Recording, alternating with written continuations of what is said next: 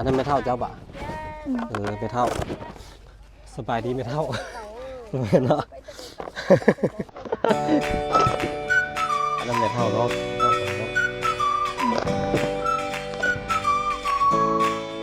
อันนี้น้ำมะพร้าวกินน้ำเย็นๆก่อนมีเนื้อเห็ดนี่มีเนื้อมีแห้งลิ้นบ่มีเนื้อมีแห้งลิ้นเนาะมีเนื้อมีแห้งเห็ดเวียดเนาะเด็กมาโตเรื่องน้องเมนูมาตั้งแต่7 โมงเลยมาตั้งแต่7 โมง1 โมง1 โมงกลางคืน12 โมงกระตื่นแล้วเป็นบ่ติดสอยน้องเมนูปัดติดใส่น้องไปดูผู้ดีแล้วก็สอบแล้วท่านอาทิตย์ไปให้เจ้าเด้ออาทิตย์ไปให้เจ้าเอา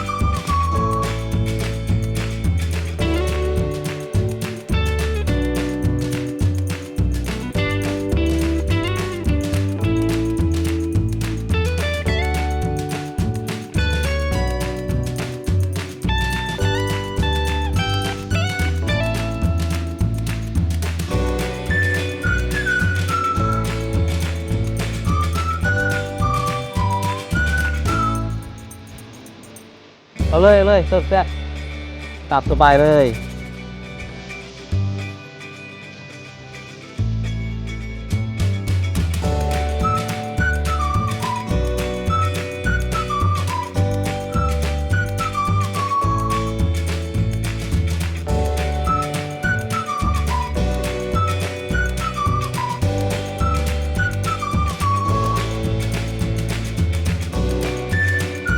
นี่ให้เอามาเอาให้เนยกิน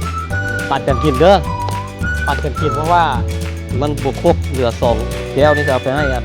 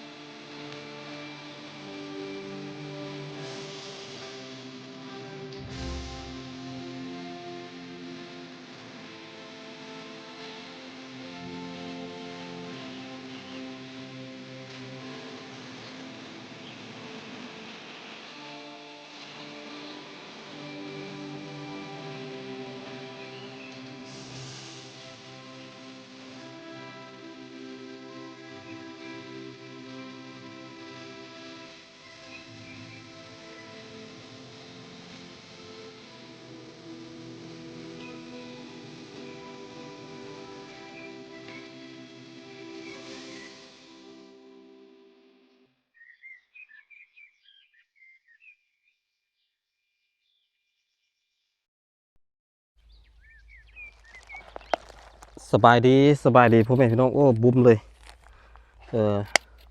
พบกระเป๋าเพื่อนเส้นเก่าเส้นเคยนะพี่น้องเนาะตอนนี้มาเพื่อนอยู่ที่สวนมักทั่วเหลืองพี่น้องมักทั่วเหลืองนี่ก็เป็นส่วนของเจ้าของเป็นคนจีนนะพี่น้องนะแต่ว่าให้นาพื้นที่ทำสวนนี่เป็นของชาวบ้าน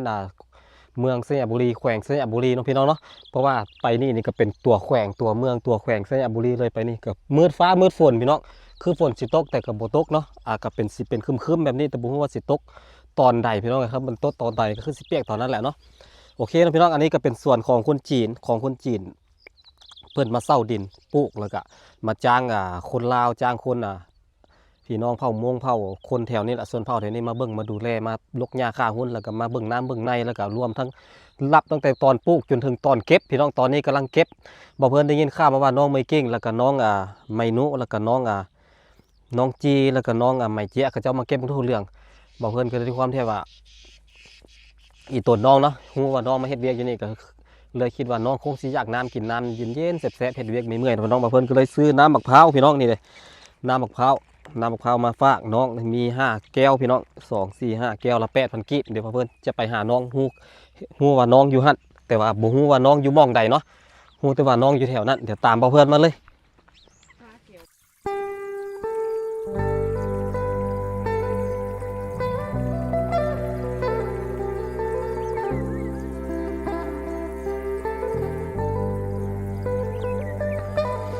อันนี้ก็สิเป็นบางโทษเรื่องเลยข้างๆที่ว่าเบาเพื่อนย่างอยู่นี่พี่น้องเอ้ย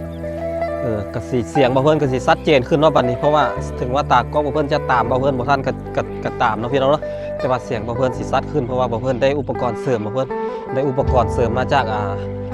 พระอาจารย์จากทางฝั่งไทยจังหวัดขอนแก่นพี่น้องฝากมาให้เพิ่นกราบขอบพระคุณหลายๆเด้อ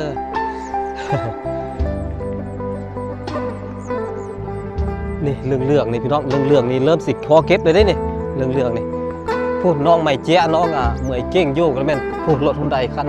รถหุ่นใดหัวปลาโดเพิ่นพี่น้องสีฟ้าผู้จอดอยู่พุ่นน้องน่าจะอยู่แถวนั้นพุ่นแหละเดี๋ยวเราจะไปหาน้องกันเลยเนาะพอสุดลูกหูลูกตายนี่บรรยากาศกับฝนมืดครึ้มแล้วพี่น้องไปเดี๋ยวมาเพิ่นพาไปต่อปัน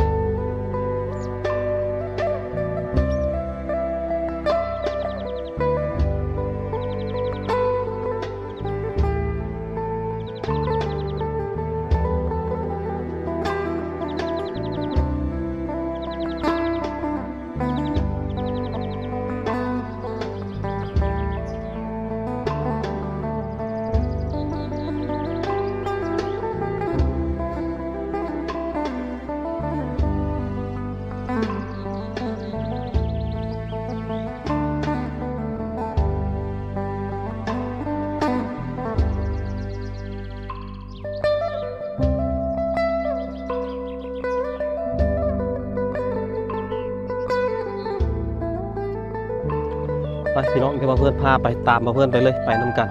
ส่วนบททั่วเรื่องสุดลูกหูลูกตายนี่เด้พื้นที่ทำมาหากินของชาวบ้านทีนี้เมื่อสมัยก่อนกันสิเป็นหน้าข้าวนะพี่น้องเป็นหน้าข้าวทั้งหน้าปีแล้วก็หน้าแซงพักมีแต่ต้นงามๆมีพักบงธรรมชาติมีพักนอกนะพี่น้องนะหรือว่าใบบัวบกโอ้บรรยากาศมืดฟ้ามืดฝนคืมอยู่แต่ก็ว่าโบตกยังโบตก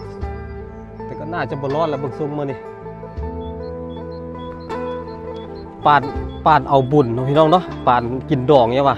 เป็นจุ่มกันอยู่เป็นจุ่มให้จุ่มลาวได้นี่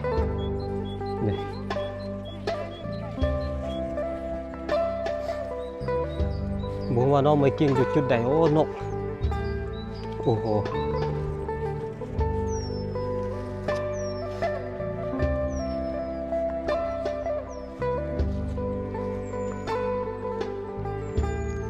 เป็นจุ่มให้จุ่มลาวกระสอบละเท่าไหร่น้อนี่พระเจ้ากำลังตัดมาเบิ่งพระเจ้าตัดเบิ่งพระเจ้าตัดก่อน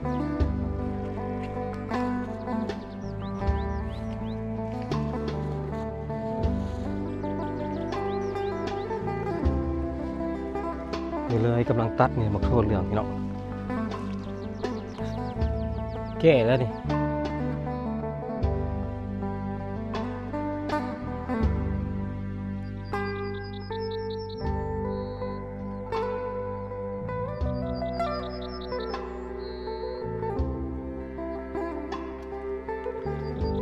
โอ้นั่งเก็บก็จะตัดแล้วก็จะกระสิแบกเอาหอบมาไว้ยิ้มมองเดียวได้พี่น้องหอบไว้ยิ้มมองเดียวแล้วก็มานั่งปิดบัดเลยใครได้แต่มื้อนี้บ่แดดเนาะ สบายดีทุกคนใครได้แต่บรรยากาศมื้อนี้บ่ฮ้อนปานใดบรรยากาศดี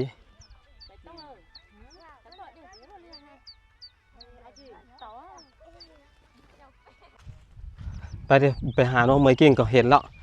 ชื่อเสื้อ ชื่อเสื้อได้น้องเมย์เก่งหยุดจักอยู่กับไผ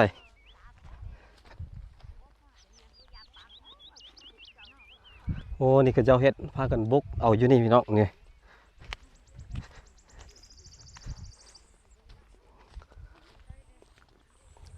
ได้จักสอบแล้วเมย์เก่ง มันได้พอแรงพอง่ายได้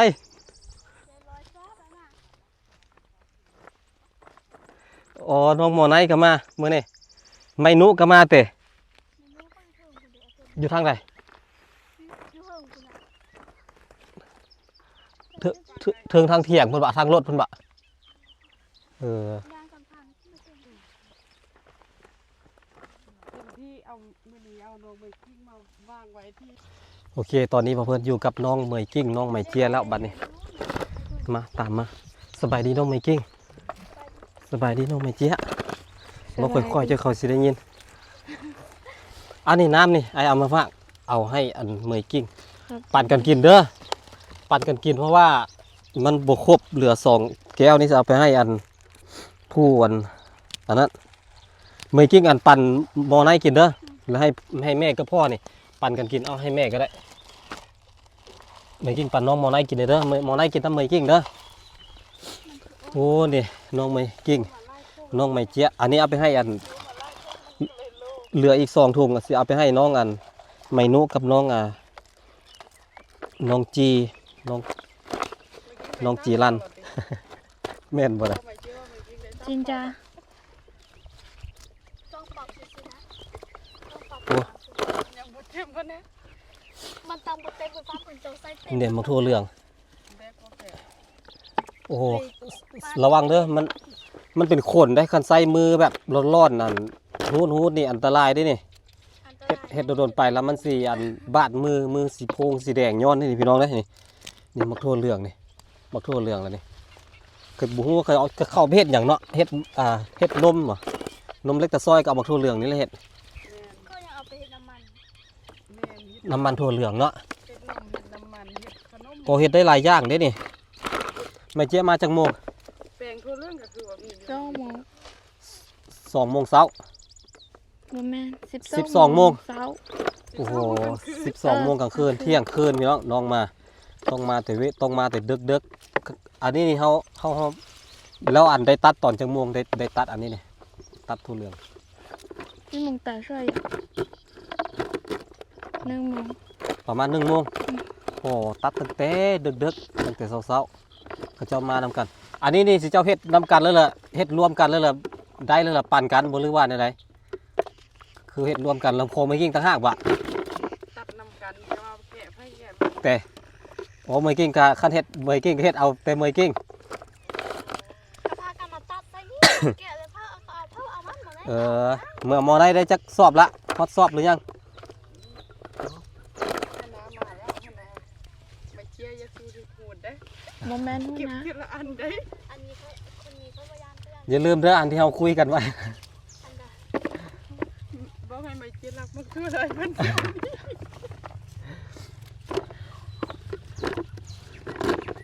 เบิ่งมาสิรั เอา ก มื้ ใจ อนี้ บ่ เราสิขายไปวันใดซั่นน่ะ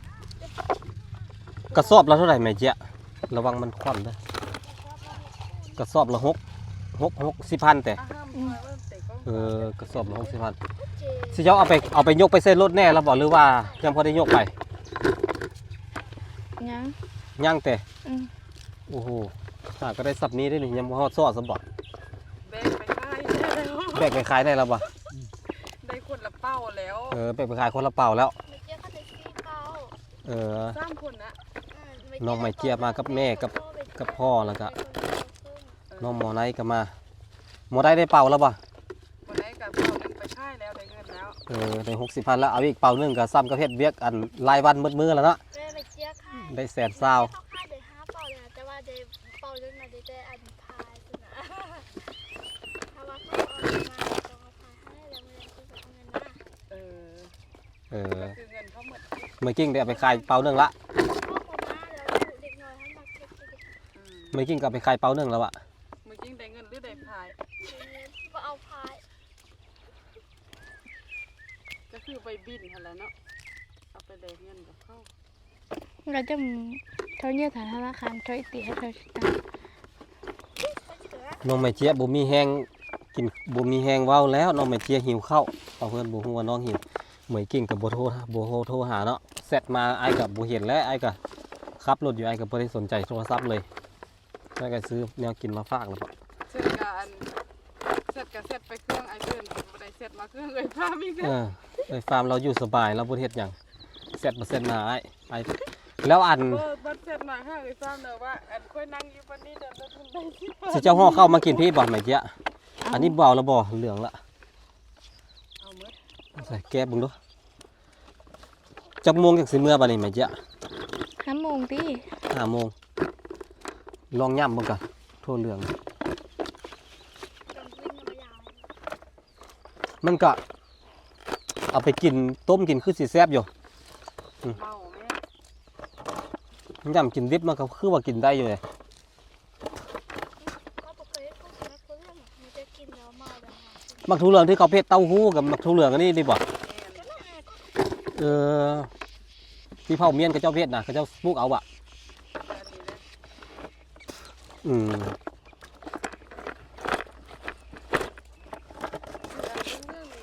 โอ้โหควบ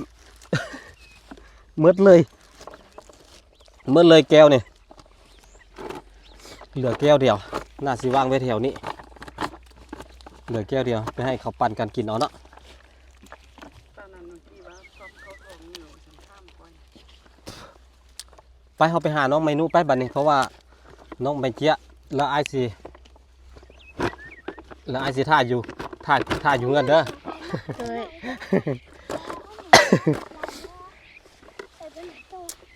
อันใดที่เขาบ่เอาก็ตัดเอาเก็บเอาเมื่อเอาใส่กล้วยเมื่อไมเจี๊ยะเมื่อปั่นกันกินอยู่เงิน เขาอย่างโบโบคือเด็กเขาอย่างพวกอันนี้นะ ถ้าถามเบิ่งเขาเอาตรงนี้อันใดที่อันเขาล่อแต่อันเรื่องๆนี่เขาล่อถ้าถามหัวหน้าเขาเป็นบ่ถ้าเขาบ่เอาแล้วตัดเอาเมื่อกินเด้อตัดเอาเมื่อเด้อ มือน้ำเนี่ยผมเป็น เอาพอกินระยะเนาะไปพี่น้องอันนี้ก็เป็นอันนั้นบอกเพื่อนมาลิ้นน้ำน้องไม้เจี๊ยน้องไม้กิ้งมาเฮ็ดเวียกมื้อนี้กระเจ้าบ่ได้เป็นช่วงที่กระเจ้าบ่ได้เฮ็ดให้เฮ็ดสวนเด้กระเจ้าก็เลยมาแกะมาเก็บมักทั่วเหลืองพี่น้องเอ้ยมาเก็บมักทั่วเหลืองเอาไปขายมักทั่วเหลืองก็เก็บให้เขาละเอาไปขายก็ไปขายให้เขาขายคนอื่นบ่ได้ขายให้เจ้าของ จับดีเลยนะมันโลแล้วผิด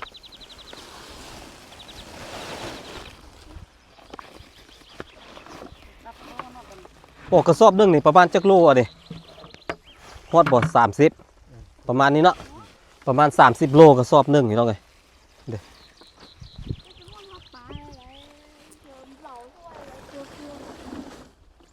โอ้ยังบ่เต็มเนาะเขาเอาให้เต็มยัดเลยอืม พี่ได้จะเคยนี่มันจะนั่งตรงนั้นเปล่าเขาด้วยผม อันนี้ของไผนี่ของไม้เจี๊ยแต่มัดได้เลยยังเนาะอีกจังหน่อยเนาะ เดี๋ยวแล้วแบบนี้ มัดได้ละของมือกิ้งเด้เป็นจังไดเบิ่งดูเอาลองยกมึงดูฮะทดสอบมึงดูสาวฟ้ามันหนักอยู่ป่ะ โอ้ โอ้โห หมดอยู่ได้แล้วนี่นะ มันเขี้ยวเหรอมัน มา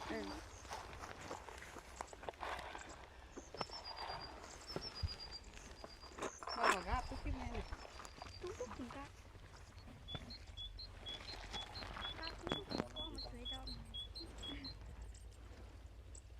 เป็นเวลาแค่ต่อไปอ่ะน่าชูต่อหรอช่วยนิดหน่อยน้ำหมักขวาเป็นน้ำหวานจุนจิ ยายบ่แล้วเนาะบัดนี้นะ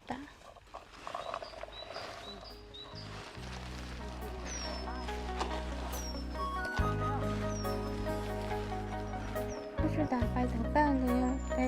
ระดับนั้นน่ะโต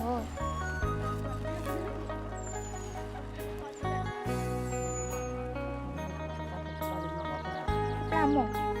ปลาชิมเจ้าอะไรที่เจ้าอะไร โอ้ได้หยังกินข้าวมื้อนี่กำลังเพิ่นกำลังสิกินข้าวได้มะเขือ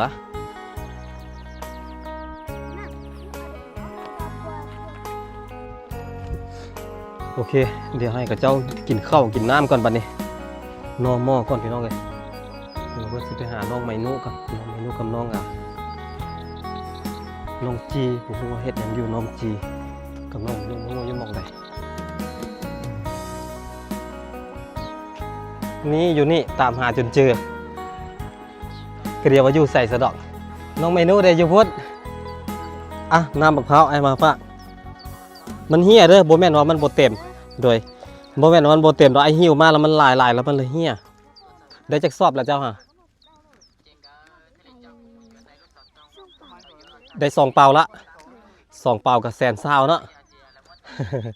ได้120,000แล้วซ้ำกับเฮ็ดเวียกมื้อหนึงละพักเที่ยงกินข้าวหรือยังอันนี้น้ำมะพร้าวกินน้ำเย็นๆก่อนไม่เมื่อยเฮ็ดมีเหงื่อมีแห้งลิ้นบ่เมื่อยมีเหงื่อมีแห้งลิ้นว่าซั่นมีเหงื่อมีแห้งเฮ็ดเวียกเนาะเด้มักโทเหลืองบางคนอยู่กับน้องไมโน trả lời đi tàu tới xin vô cho น้องไมโนมาตั้งแต่จักโมงเนี่ย hả มาตั้งแต่จักโมง nương mong 1 โมง 1 โมงกลางคืน12 โมงก็ตื่นแล้วแม่นบ่12 โมงก็ตื่นก็เตรียมละ1 โมงมาฮอดพี่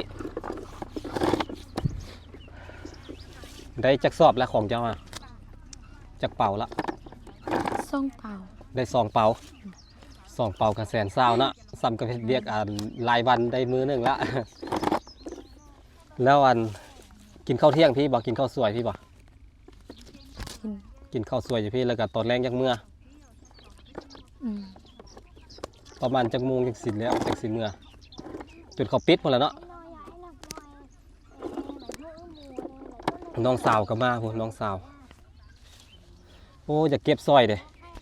เดี๋ยวมาเพิ่นเก็บสร้อยน้องกันใครไหนแต่มีถุงมือเนาะถ้าบ่มีถุงมือแล้วหูดยาก này nè đây nè này thay bé đi thảo nèอะไรเพิ่นตัวถ้วยหรอ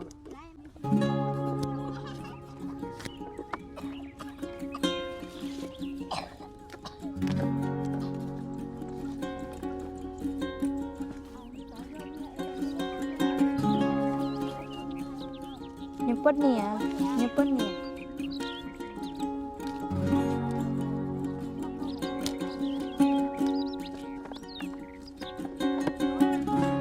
นี่เลยมักทั่วเหลืองนี่เลย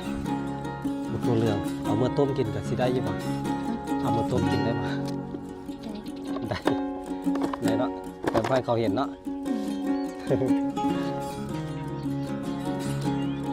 อันนี้สิเจ้าเฮ็ดรวมกันบ่ได้ละขายปั่นกันบ่หรือว่าตัดนำกันแบกนำกันแล้วล่ะมาปิดผู้ใดปิดได้หลายล่ะผู้นั้นได้หลายบ่เดี๋ยวปิดซอยน้องไมนูก่อนบัดนี้ปิดใส่น้องบ่มีคู่บ่มีอันนั้นเนาะกระสอบเนาะสั่นไอ้ปิดใบให้เจ้าเด้อปิดใบให้เจ้าเอา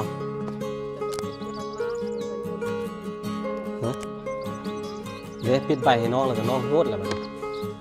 น้องก็เป็นคนโหดเลยบ่ได้นั่งหยังบ่ครับหยังบ่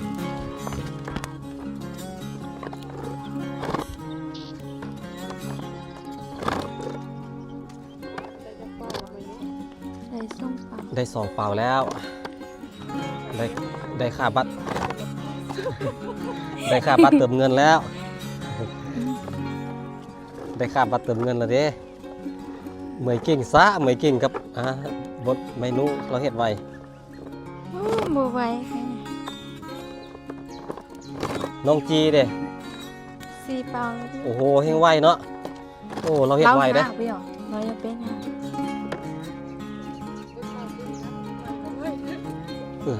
ไอเฮ็ดไว้บอดเดียวกันแล้วจะยื่นให้เจ้าเอา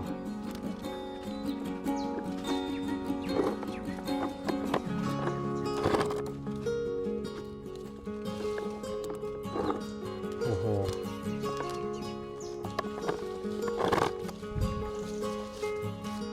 บรรยากาศดีเรามันใครแน่แต่มันบ่ฮ้อนแห้งบ่ฮ้อนปานไหนเนาะ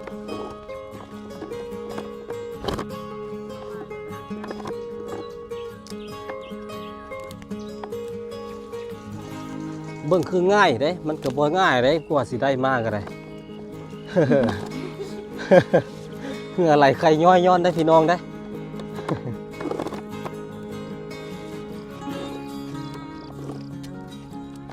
บุญมีอย่างได้มากง่ายๆเด้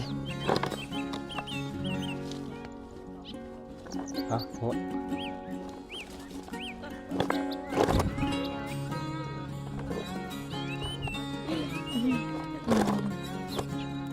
น้องสองคนเป็นคนตัดและน้องไมโนเป็นคนหูดกับน้องจี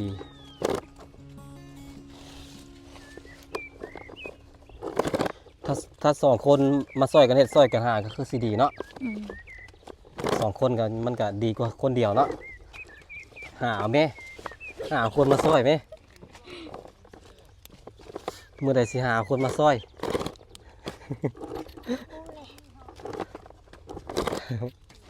จากที่ใดอันส้มแซนก็เป็นซีแซนได้เมนู แม่นแหละ เอามาซอยกันเฮ็ดกันหาใครอยู่อย่าแต่เอามามาเป็นภาระเพิ่มมันละเนาะ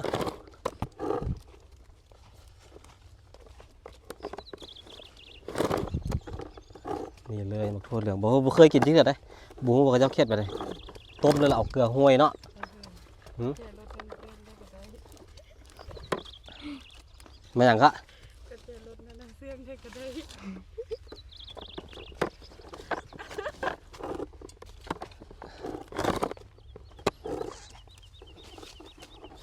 โอ้เหงื่อออกแล้วเหงื่อบ่ไหลก็เหงื่อบ่ออกก็เงินบ่มาได้พี่น้องเด้เฮ็ดเวียกนะ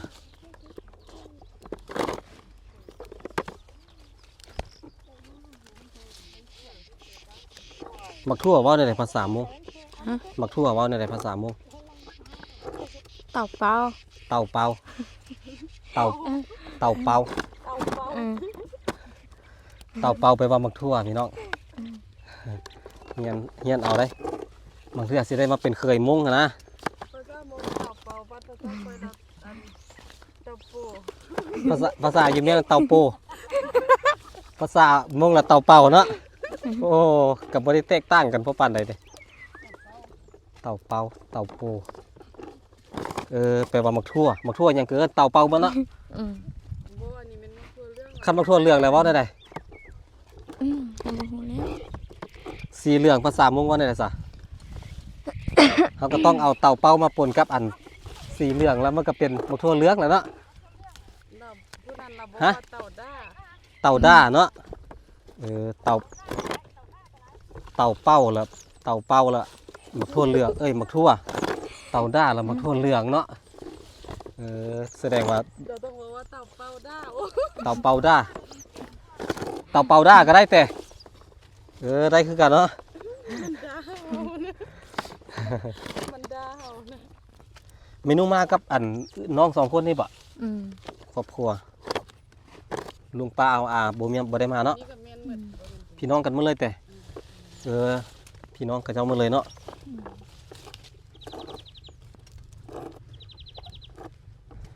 ตอนนี้เพื่อนซอยน้องไมนุจังหน่อยจังสิไปซอยน้องน้องจีพี่น้องน้องจีก็นั่งเฮ็ดอยู่โดยแบนละ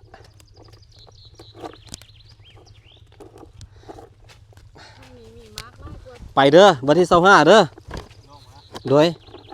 วันที่25สิมานี่นะวันจันทร์นี่นะโดยไปเล่นน้ำแน่ไปได้บ่มีบัตรบ่มีหยังดอกไปส่วนกันเอาบัตรส่วนก็ได้หากัน ไปเล่นได้บ่เป็นหยังโอ้โหอายไปจัง บ่ได้บัดเราคันอ้ายไปเราไปช่วยเวียก ไอ้น้องกัน เช้า บ่ทำมิดค่อยก็ว่าสิ ทีแรกค่อย ช่วยเวียกเลยเราก็ช่วยกิน ทีแรกค่อยก็ว่าสิตีซองพิมพ์ซองแล้วก็เจ้าบอกว่าเอ้าก็เจ้าบ่เอาซองได้ว่าซั่นเห็นดองก็เจ้าแต่ละคนบ่เห็นมีซองว่ะอ่าเป็นนั่นเหรอน้องเมนูก็ไปเด้อ ไปนะ ไปดอง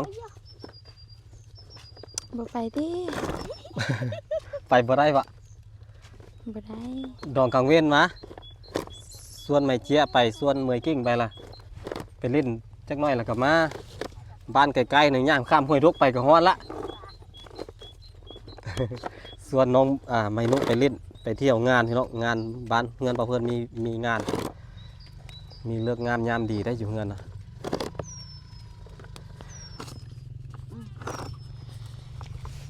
ตอนนี้มาหาน้องผู้นี้บัดนี้มาหาน้องอันจีก้อนบัดนี้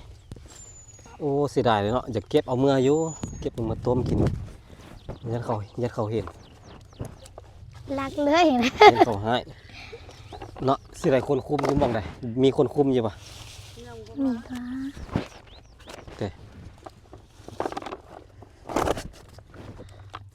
ะ สูงสุดนี่ไวสุดนี่เจ้าคนเดียวนี่ได้มือละจักสอบจักเป่า ประมาณเคยเฮ็ดได้หลายสุด ต้นเดียวเรา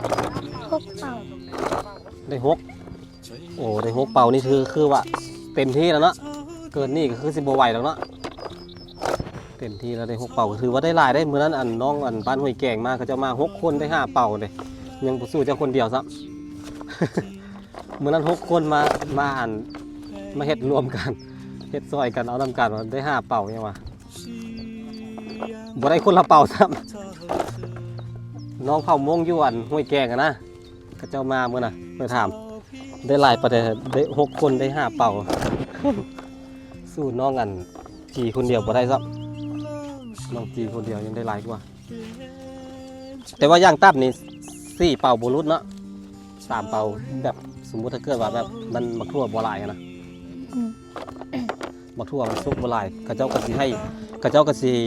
ห้ตัดเฉพาะอันที่มันสุกอันที่มันพอตัดได้พี่น้องบ่แม่นว่าจะตัดอยู่หม่องใดก็ตัดเพราะว่ามักทั่วนี่มันคนละรุ่นกันเด้แต่ว่าช่วงนี้นี่มันออกพร้อมกันหลายก็เลยเขาเจ้าก็เลยได้เวียกเฮ็ดหลายก็เลยเฮ็ดได้หลายก็ได้หลายคนเฮ็ดหลายก็ได้หลายมันอย่างน้อกินกับข้าวได้กันแล่นก็กินได้บ่โอ้มงบอกเพชรก็มี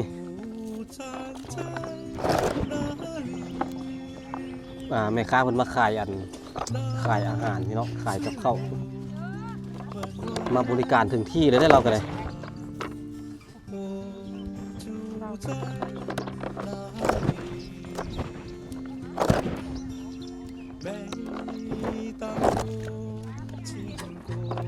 อันนี้เจ้ายังบ่ได้พักกินข้าวเที่ยงบ่ โอ้ อย่างเนาะเฮ็ดนี่แล้วก่อนบ่กระเทินแล้วเนาะเฮ็ดนี่หมดแล้วหมดซะก่อนจังสิพักกินข้าวเที่ยง เก็บจะมี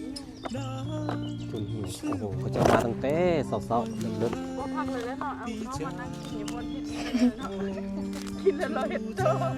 ๆกินแล้วก็เฮ็ดต่อเนาะลงมือต่อเลยหน้างานก็อยู่นี่เลย ยังไม่ควรกินหมดเดี๋ยวห้องน้ำเลยจะกินไม่ได้อยู่ใส่ พุ่นแหละลอยน้ำพุ่นแหละหยอกกับมีอะไรเนาะมาทางนี้วิธีแก้ไข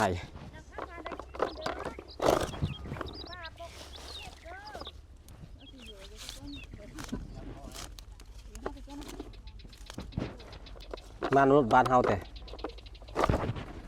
รถในบ้านเฮามาส่งแต่จีรถบ้านเฮามาส่งบ่ โดย นี่เก็บซอยน้อง แต่ น้องจีก่อนพี่น้อง แล้วเจ้าไปบนเต่าพี่น้อง พี่น้องเขาจะหมดเลยกลุ่มนี้นี่ญาติพี่น้องกันหมดเลย แม่น อันนั้นไม่เท่าเจ้าบ่ะ อืม ไม่เท่าสบายดีไม่เท่าเนาะ อันนั้นไม่เท่าน้องไม่เท่าของน้อง ไปเต่าเลยเด็กจะไปถึงหน่อย หยอกเด้อหยอก ก็หลักให้พวกเราว่าจะ โอ้บ่ง่ายๆเด้นี่พี่น้องเด้นี่ขนาดปอกมะกล้วยก็ยังเด็ดควันเซ็กซัมหน่อยแล้วง่ายคือปอกกล้วยก็จะว่าก็บอกง่ายแล้วปอกกล้วยก็ได้ เต่านี่คือว่าเต่าหรอก แล้ว ซีฟู้ดทำได้เป่าได้ แล้วอันนี้พอตัดระบบไหมหนุไอ้ลองตัดเบิ่งดู นี่ หาคู่6คู่ ลองตัดเบิ่งก่อนเด้อโอ้นี่ เต้นทันเลย เต็มหุบคูได้จังไดเป่า ตัดไว อืม ๆโอ้ต้องตัดไวๆเนาะ บ่ได้เนาะ แล้วเราเอามากล่องไว้นี่เนาะ ตัดไว้เด้ น้องเมนูบอกตัดไวๆว่าซั่น ไอ้เพิ่นตัดไว้เด้ น้องเมนูเพิ่นบอกให้บอกเพิ่นตัดไวๆพี่โอ้เกี่ยวบ่คม Yeah, tôi sẽ đeo về 6 tua. Tôi sẽ đeo cỡ một tờ. กะเลยมาเนี่ยแต่เจนึกตัวเองสิ เฮ้ยตัดใบเตะ ไป ใส่มันต้องรีบไปไหน อะละมัว จะกระตัดแล้วจะกระรีบ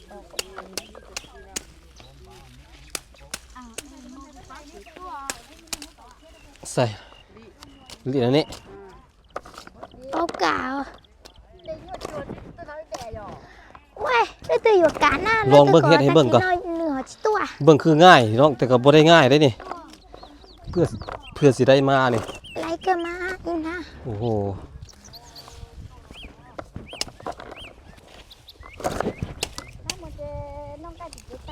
คุมละ3ในเขาจะใส่พี่น้อง3 เม็ดนี่สาฟ้าลองตัดเบิ่งบ่ แล้วมัวแล้วรู้น้องกูเลยเจ๊ชิงมั้งเจ๊ชิง พอละให้น้องฟาร์มตัดเบิ่งดูบ่นี่ รับยางวันเด้อมันนี่นะ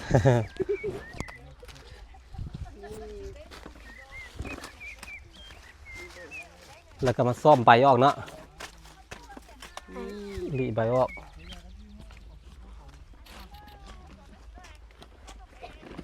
กลมกลืนกับธรรมชาติแล้ว กลมกลืนกับธรรมชาติแล้ว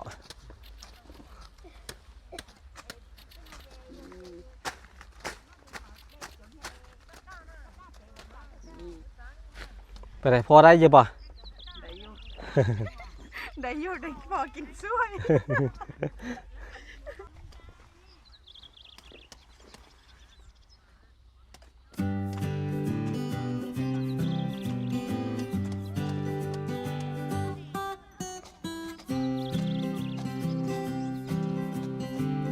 ตัดไล่จังเลยเราไปโน่นเก็บหมดแล้ว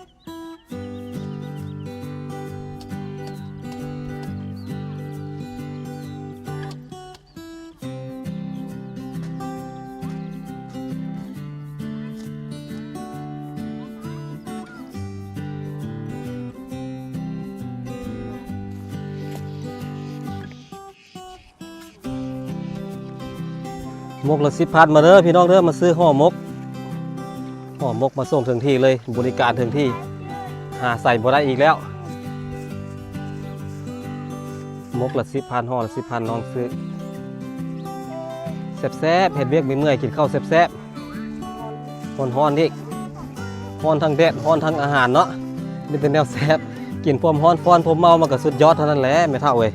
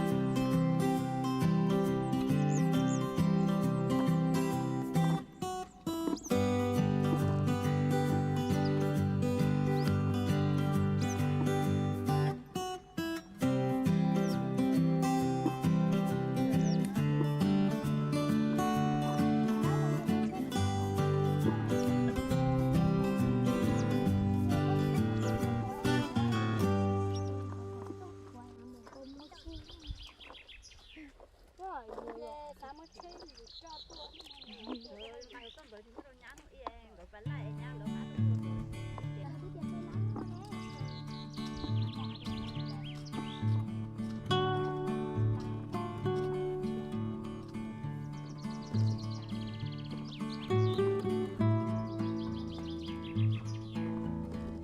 น้องจีไอ้เมื่อก่อนเด้อเมื่อก่อนเด้อเมนูเด้อแล้วเจอกันไหมเอาเลยเสิร์ฟแซ่บตามสบายเลย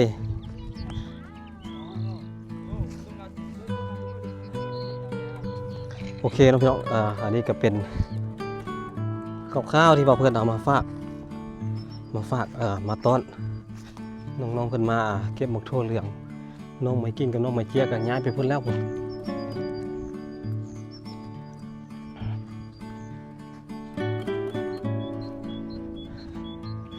บรรยากาศเลยเนาะ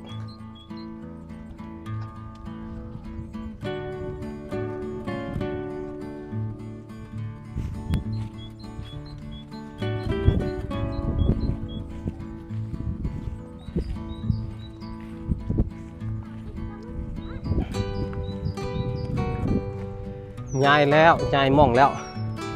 ย้ายมาบ่อนนี้บัดนี้ อ้วนแหม่บ่ค่อยเลิก บ่ล้มติบ่ล้มดอกเนาะ มาทึกจังหวะ โอ้แถวนี้เขาเจ้าบอกให้ตัดมาเลยแต่ตัดได้หมดเลยในแถวนี้นี่